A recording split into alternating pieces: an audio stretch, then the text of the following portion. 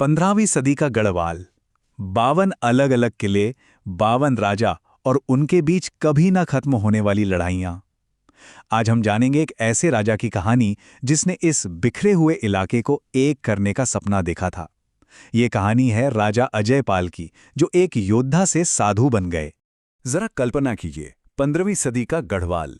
ये कोई एक देश या राज्य नहीं था, बल्कि 52 छोटे छोटे टुकड़ों में बटा हुआ था। हर किले का अपना एक सरदार था, अपनी सेना थी और अपने पड़ोसी के साथ पुरानी दुश्मनी थी। ऐसे माहौल में तरक्की या शांति की उम्मीद करना भी नामुमकिन सा था। तो सवाल ये उठता है कि आखिर इन नामुमकिन हालातों में कैसे एक अकेले शख्स ने इन सब को एक झंडे के नीचे लाने का बीड़ा उठाया। तो चलिए कहानी शुरू करते हैं 52 किलो के इस महासंग्राम से। ये कहानी है चांदपुर गढ़ के नौजवान राजा अजयपाल की। वो एक ऐसी चीज देख पा रहे थे जो शायद उस वक्त कोई और नहीं समझ रहा था। वो जानते थे कि जब तक ये गढ़ आपस में लड़ते रहेंगे, गढ़वाल कभी भी एक ताकत नहीं बन पाएगा।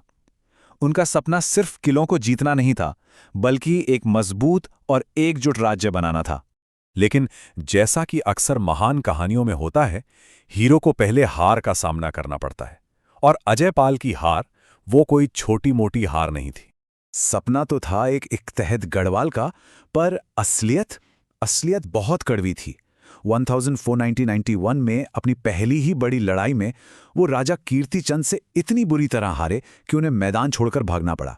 और इससे भी बड़ा अपमान, एक दुश्मन राजा उनका सोने का सिंहासन ही चुरा कर ले गया। सोचिए, एक राजा के लिए इससे बड़ी जिल्लत और क्या हो सकती है। जब लगता है कि सब कुछ खत्म हो गया है, तभी कहानी एक अलौकिक मोड़ लेती है।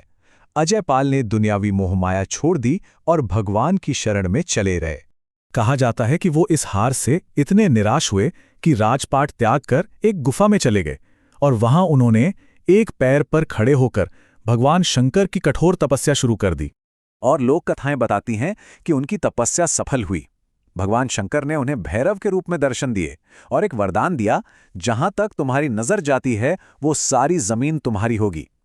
एक हारे हुए राजा के लिए मानो एक नई जिंदगी मिलने जैसा था। और अब अजयपाल वापस लौटे, लेकिन ये वो पुराने अजयपाल नहीं थे। इस बार उनके पास सिर्फ एक सपना नहीं था, बल्कि दिव्य आशीर्वाद और एक बिल्कुल नई सोची समझी रणनीति भी थी। ये बहुत दिलचस्प है। उन्होंने सिर्फ ताकत का इस्तेमाल नहीं किया। उनकी स्ट्रैटेजी के आप कह सकते हैं 3 हिस्से थे। पहला, शादी ब्याह के जरिए रिश्ते बनाओ, दोस्ती करो। दूसरा, धमकी भरे खत भेजो और कहो कि हमारी अधीनता स्वीकार कर लो। और अगर कोई इन दोनों तरीकों से भी ना माने, तो फिर आखिरी रास्ता था युद्ध। और इस रणनीति का असर देखिए। नरवीर सिंह कंडारी नाम का एक सरदार था, जिसे अपने पारस पत्थर पर बहुत घमंड था कि उसे कोई हरा नहीं सकता। लेकिन अजयपाल की सेना का खौफ इतना था कि उसने लड़ने की बजाय मंदाकिनी नदी में कूदकर अपनी जान दे दी। लेकिन एक योद्धा ऐसा भी था जो न डरा और न ही झुका। नाम था कप्पू चौहान, उपूगढ़ का सरदार। इनकी कहानी गढ़वाल के इतिहास में आज भी सुनहरे अक्षरों में लिखी है। जब अजयपाल का संदेश उन तक पहुंचा, तो कहते हैं कि उनकी मां और पत्नी ने भी उन्हें समझाया कि मान जाओ, लेकिन उनका जवाब साफ था और अमर हो गया। मैं चौहान हूं, मैं झुकूंगा नहीं। ये सिर्फ शब्द नहीं थे, ये उनके आत्मसम्मान की हुंकार थी। और फिर वो हुआ जिसकी किसी ने कल्पना भी नहीं की थी। लड़ाई के मैदान में कप्पू चौहान दुश्मनों पर कहर बनकर टूट पड़े। लेकिन इसी घमासान के बीच एक सिपाही ने गलती से उनके मारे जाने का संकेत दे दिया। किले में जैसे ही यह खबर पहुंची, उनकी रानियों ने अपनी इज्जत बचाने के लिए जौहर कर लिया। और कप्पू चौहान जब वो लड़ाई जीतकर वापस लौटे, तो उन्हें अपना घर और परिवार सब कुछ राख मिला। अपना सब कुछ खो चुके कप्पू चौहान को बंदी बना लिया गया। अजयपाल के सामने भी उनका सिर नहीं झुका। अजयपाल ने उन्हें मृत्युदंड तो दे दिया, लेकिन कहा जाता है कि उन्हें अपनी इस जीत पर जिंदगी भर पछतावा रहा। उन्होंने खुद अपने सबसे बहादुर दुश्मन का अंतिम संस्कार किया था। सोचिए कैसा मंजर रहा होगा वो। 52 किलों को जीतने के बाद अजयपाल का असली काम अब शुरू हुआ। एक बिखरे हुए इलाके को एक राज्य में बदलना। अब एक योद्धा की नहीं, एक कुशल प्रशासक की जरूरत। उन्होंने सबसे पहला काम किया, अपनी राजधानी को बदलना। 1490 में चांदपुर गढ़ से शुरू करके 1512 में वो देवलगढ़ गए और फिर आखिर में 1517 में उन्होंने श्रीनगर को अपने इस नए और विशाल राज्य की राजधानी बनाया। श्रीनगर को राजधानी बनाने के पीछे एक बड़ी ही दिलचस्प कहानी है।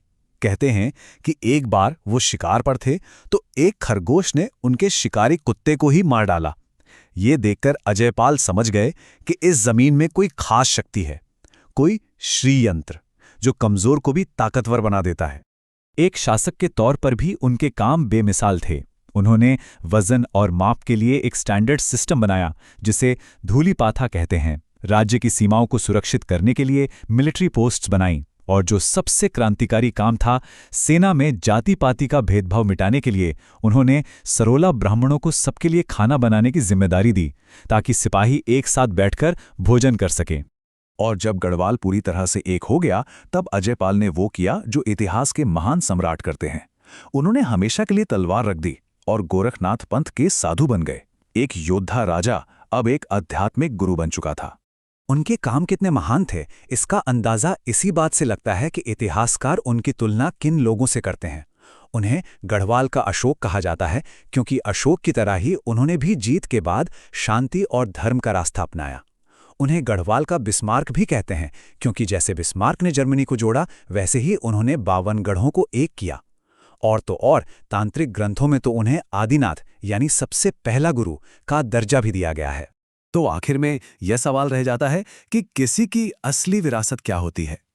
वो लड़ाइयाँ जो जीती गईं, वो साम्राज्य जो बनाया गया, या फिर वो कहानियाँ जो सदियों बाद भी हम सबको प्रेरणा देती हैं?